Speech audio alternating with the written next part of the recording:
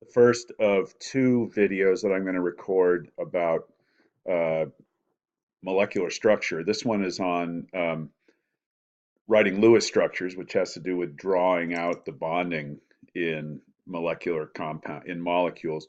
And then the second video is going to be on shapes of molecules. So just as a reminder, some things we've already learned in this class, every atom is wanting to have the same electron configuration as the nearest noble gas. And we played some whiteboard games with that earlier in the year. Metals do that by losing electrons, and nonmetals tend to do that by gaining electrons. So you'll recall when a metal reacts with a nonmetal, and we did this back in chapter 3, electrons are transferred and that forms an ionic compound. But when a nonmetal is going to bond to a nonmetal, since they both can't gain by electron transfer, electrons are shared to form covalent bonds. And so in covalent bonding, again, atoms share electrons. We don't really need to discuss in great detail these electrostatic attractions, so let me move on. So just as a quick overview, covalent bonding is going to occur between metals, between nonmetals, I'm sorry, and every atom in a covalent bond, with the exception of hydrogen, is going to want to engage in covalent bonding in order to obtain 8 electrons in its valence shell. That is going to make it like the nearest noble gas, and we call that the octet rule. Hydrogen, by contrast, because it's in period 1 and can't have 8 electrons in its valence shell, it wants to have 2 electrons in its valence shell. And so these atoms are going to obtain their 8, or in the case of hydrogen, 2 electrons by sharing electrons with one or more other atoms. So we start with this concept of the Lewis symbol. And what a Lewis symbol simply is the symbol of the atom with its valence electrons indicated as dots. And so because, for example, lithium is in group 1, it has 1 valence electron, and so you see 1 dot, etc. Beryllium 2, boron 3, etc. You will notice there's a convention for writing these, which is that you go all the way around the atom before you start pairing electrons up. So again, an atom can have as many as 8 electrons in its valence shell. You'll notice that with lithium, beryllium, boron, and carbon, we're going around putting single atoms on the northeast, west, and south side before we start pairing up, as in the case of nitrogen, oxygen, fluorine, and neon. And so that tells you how many valence electrons a particular atom has. It also gives you an idea of how many it needs to reach the next noble gas. So in the case of carbon, it needs 4 more electrons, nitrogen 3, oxygen 2, and fluorine 1. So how do atoms share electrons to obtain a complete valence shell? Well, I've given you some examples here. The simplest example would be 2 hydrogen atoms. They come together to share their 2 electrons. And now the key to this is that when you have a bond that is forming, and we can designate this as 2 shared electrons like this, more commonly we would show it as a line bond. But any line bond or pair of electrons, the key to this is that each atom in the bond can claim all of the electrons in the bond. So in other words, this hydrogen atom can claim both electrons, and so it's got 2 electrons in its valence shell. This hydrogen atom can claim both electrons in the bond, so it's got 2 electrons in its valence shell, and so both of these hydrogen atoms are happy. They form a stable molecule. Chlorine is in group 7, and so I've shown, excuse me, 2 chlorine atoms with their Lewis dot symbols. It's important. One thing to note about Lewis dot symbols is there's no this unpaired electron could be shown either being on the east side or the west side or the north side or the south side. It doesn't really matter. And so I've got 2 chlorine atoms here. Again, when they come together, they share their unpaired electrons to form a bond. Again, this is indicated as a line bond here. And once more, as I said, because each atom can claim the both of the bonding electrons, this chlorine atom has 8 electrons in its valence shell, and this chlorine atom has 8 electrons in its valence shell. This occurs not only between atoms of the same element, but atoms of different elements. Here I'm showing a hydrogen and a chlorine coming together. Hydrogen now can claim both electrons in the bond, so it's got 2 electrons in its valence shell. Fluorine can claim both electrons in the bond, and so it's got 8 electrons in its valence shell. And one thing just to think about is, as I just mentioned this earlier, when it comes to the number of electrons a given atom wants to gain, that also is going to indicate the number of bonds it wants to make. So since hydrogen wants to gain 1 electron, it's going to form 1 bond when it bonds. Since chlorine wants to gain, and the other halogens tend to want to gain 1 electron, then they're typically just going to form 1 bond when they bond to something else. Well, we can keep playing this game, and they don't just bond. So back here, we're just seeing things bond 1 to 1. 1 hydrogen gives an H2. 1 chlorine gives a Cl2. 1 hydrogen, 1 chlorine gives an HCl. Now, if you ask the question, what's the simplest stable carbon compound that would be formed by carbon and hydrogen?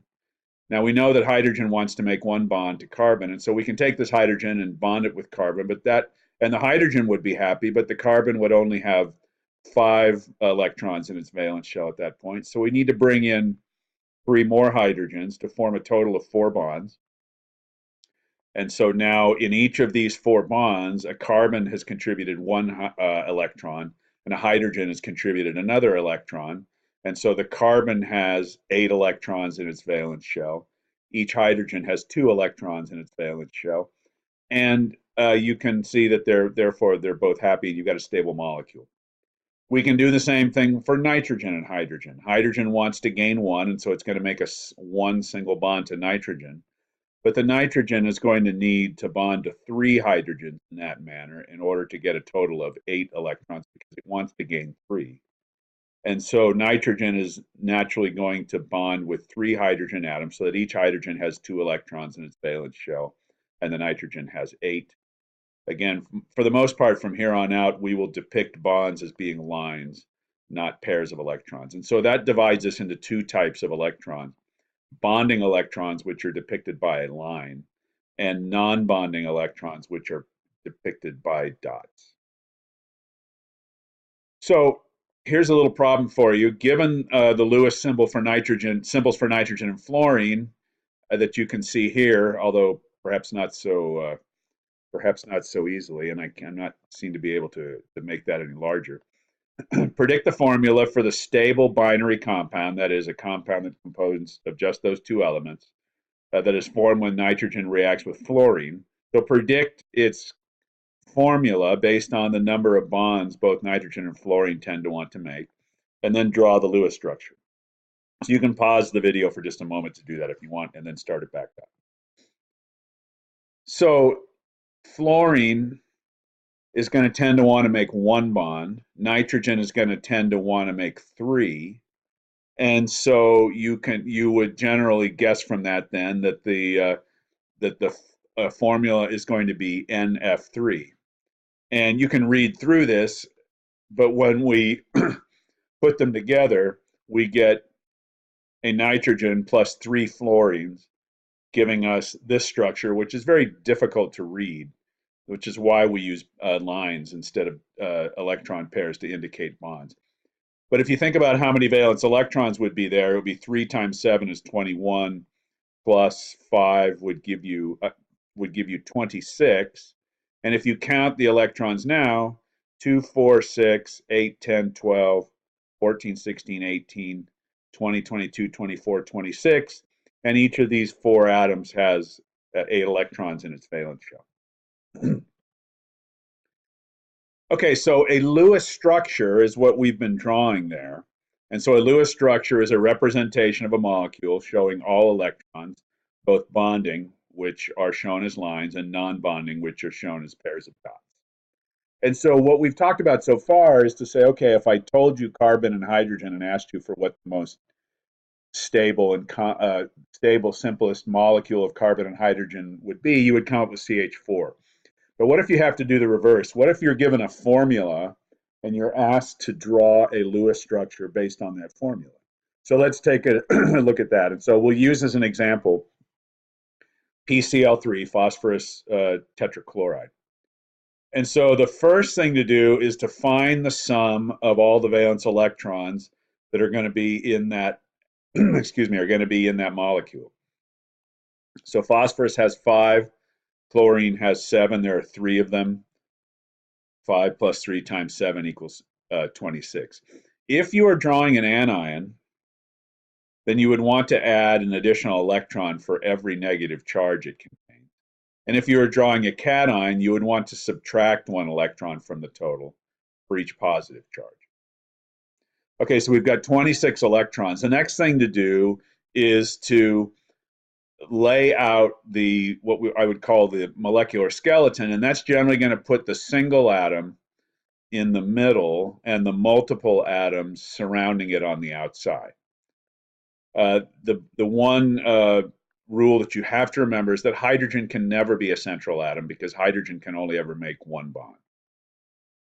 And so now at this point, we have 26 total valence electrons. We've used 6, 2, 4, 6. That means we've got 20 left to apportion. And so we're going to start by completing the octets of these surrounding chlorine atoms. Okay, so now we have allotted 24 of the 26, and the chlorines all have full octets, but the phosphorus only has 6 electrons at this point, and we have 2 left to give. And so we add that to the phosphorus, and now we've used all 26 electrons, and all 4 of these atoms have 8 electrons in their valence shell, and so we've got a stable molecule. So let's try another example. Well, this is just continuing from the previous slides, but there's our picture of PCl3. How many valence electrons should appear in the Lewis structure for CH2Cl2? And then draw the Lewis structure. So you can take a second to turn the slide off, turn the video off if you want. Count up the valence electrons for CH2Cl2, and then draw a Lewis structure. All right, so the number of valence electrons is going to be 20 because there's 1 carbon, that is 4 electrons, plus 2 hydrogens with 1 each, so that's going to be a total, now we're up to a total of 6. There are 2 chlorines, each with 7 electrons, so the chlorines are contributing 14. 14 plus the 6 we already had gives us 20. When you lay out the skeleton with the carbon being in the middle, the surrounding atoms being the hydrogen and the chlorine, and then you allot all the electrons to the chlorine to give it each of those chlorines a full octet, you wind up using all 20. So I'll count the bonding electrons first. 2, 4, 6, 8. Then the non-bonding electrons, 10, 12, 14, 16, 18, 20. Both chlorines have 8 electrons in their valence shells. The carbon has 8 electrons in its valence shell. Each hydrogen has 2. We've got a stable molecule. Doesn't matter where you put the chlorines in the hydrogens. In other words, would it matter if I put a chlorine up here and a hydrogen down there? It does not, for reasons of shape that we will get into later. It doesn't matter which atoms you put in the north, the west, the east, or the south. As long as you've got a carbon in the middle surrounded by the 2 hydrogens and the 2 chlorines. Well, now you're going to run into a situation occasionally, for example, with hydrogen cyanide, in which you use up all the electrons before you have given the central atom a complete octet.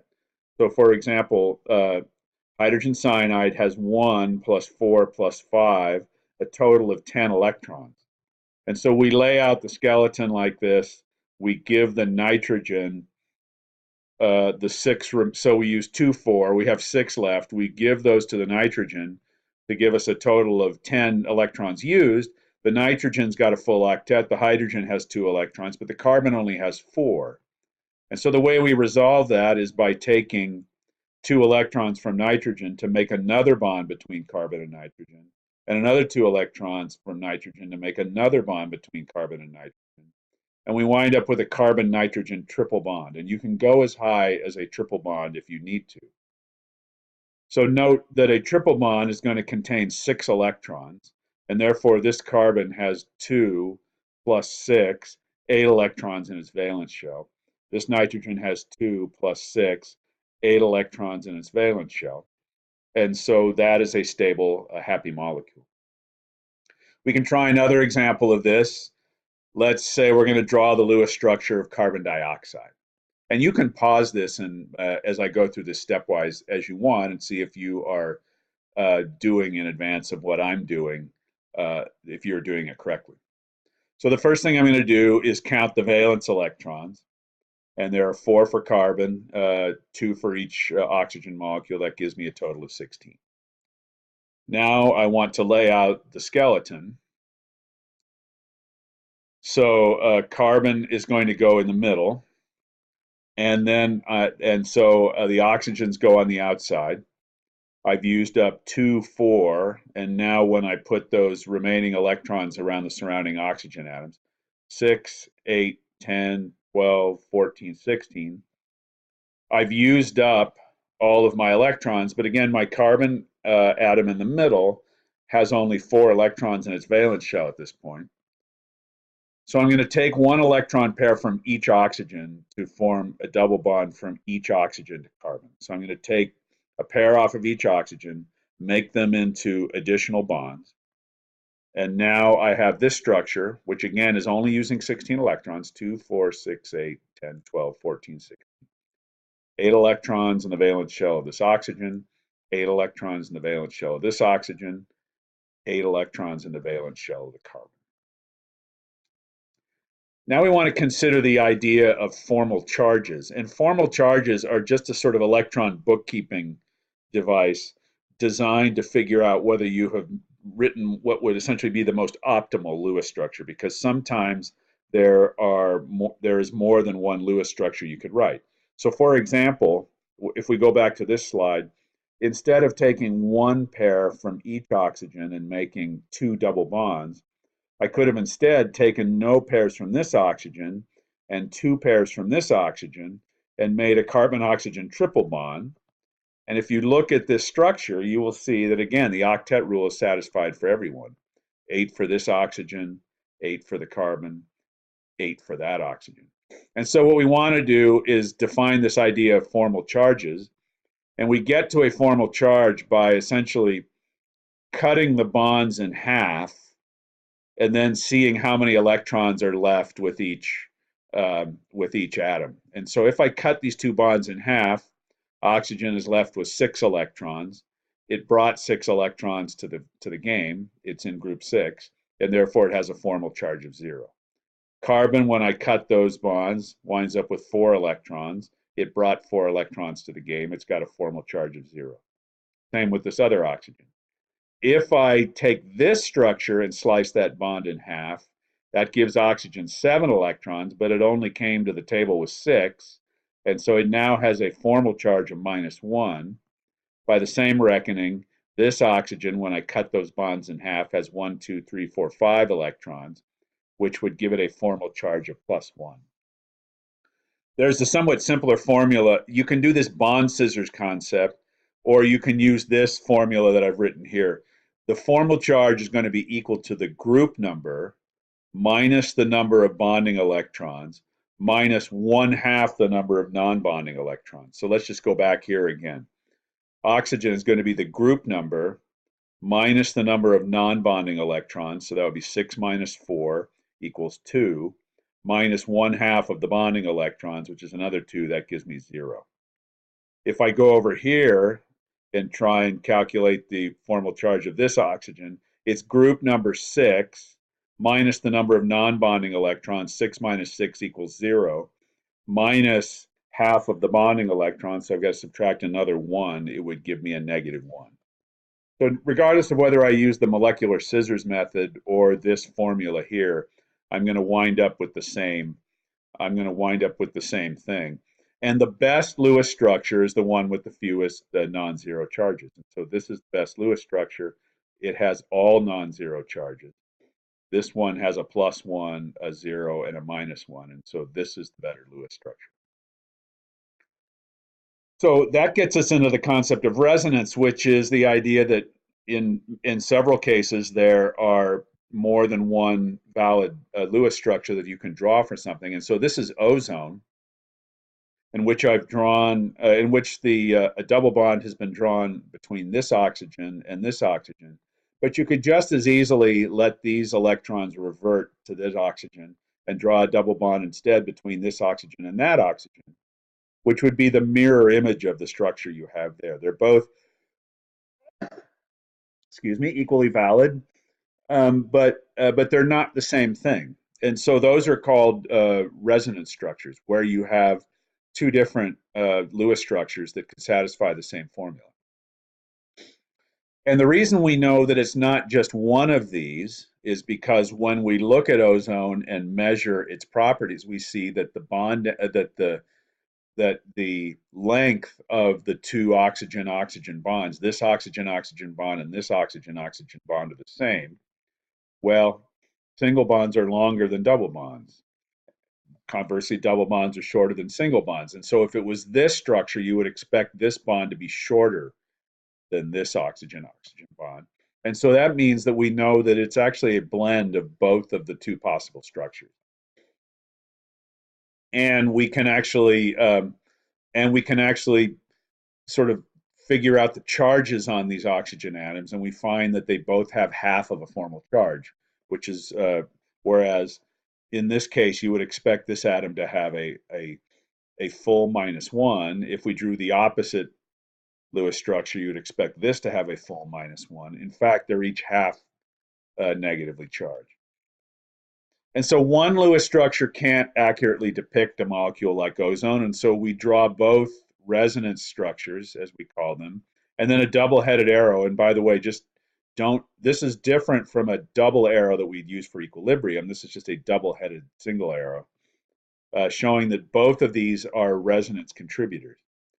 And what we say is that they're not flopping back and forth between each other. They are actually combining to give us something else. And so the actual structure of ozone is what we call a resonance hybrid, or a synthesis of the two individual resonance structures.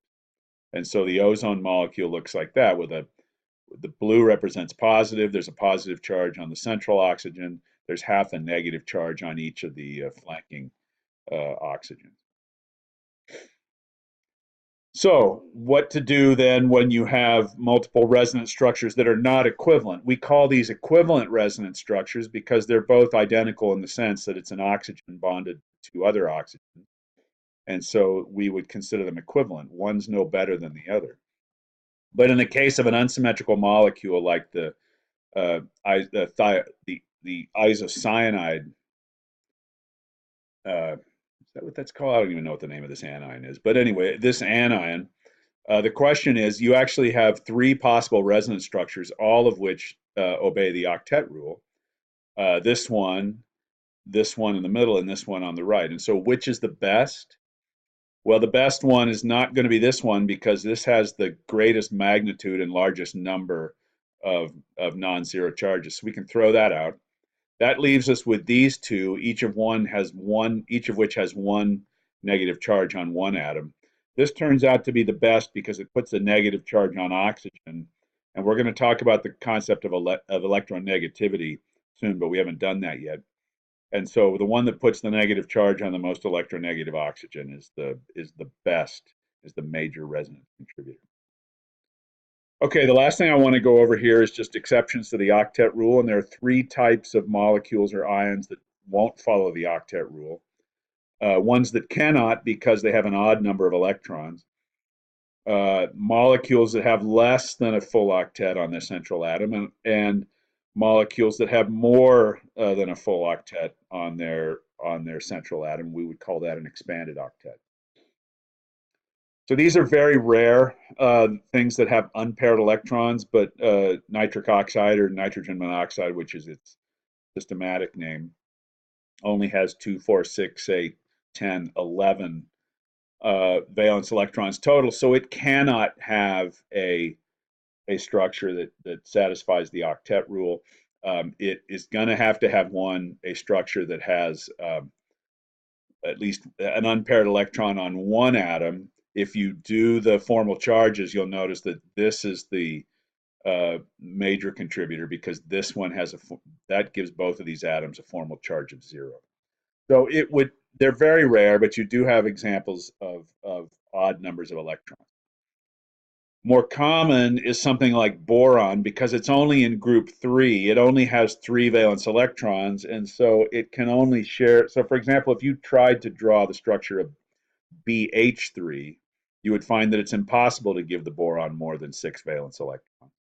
In the case of BF3, it is possible to make a double bond and make 3 resonance structures there that give the boron 8 valence electrons. But that winds up giving things non-zero formal charges. And so in the case of boron, it is generally going to bond so as to have only 6 electrons in its valence shell. And so, and boron is the major one of those, as well as aluminum. Aluminum does form some covalent compounds, and it would also be like that, where it only had 6 electrons in its valence shell. The much more common example of things that violate the octet rule are things that have what we call expanded octet. Expanded octet means more than 8 electrons in the valence shell. Here's an example of phosphorus pentafluoride. The only possible way that can exist is if you're making 5 phosphorus fluorine single bonds. And so that gives you 10 electrons in your valence shell. Can any atom do this? No, phosphorus can, but not all atoms can.